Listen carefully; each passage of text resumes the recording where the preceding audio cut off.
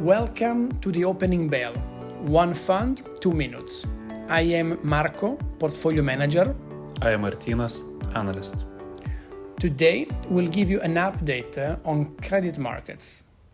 The year started strong in credit and in high yield in particular, with spreads compressing towards the tightest levels of the last 7 years. The move was perhaps surprising in the face of continuous hints at an economic slowdown, but in fact it testifies to the resilience of the European corporate sector.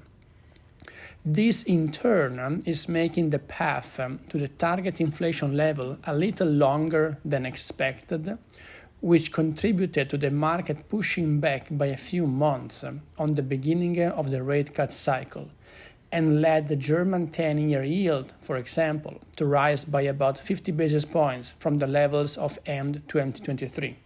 But digging deeper, there have been idiosyncratic stories to note, such as AMS Osram, Eutelsat, Grifols, and some names going through severe stress like Atos and Intrum.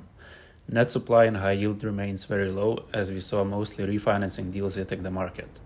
These have been very well received, with pricing tightening during marketing and then good performance post-issuance.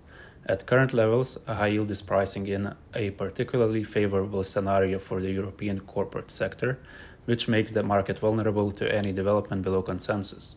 This is why we further stress our selectiveness in this space and prefer to focus on single-name bottom-up driven stories with the potential of delivering good alpha to the fund.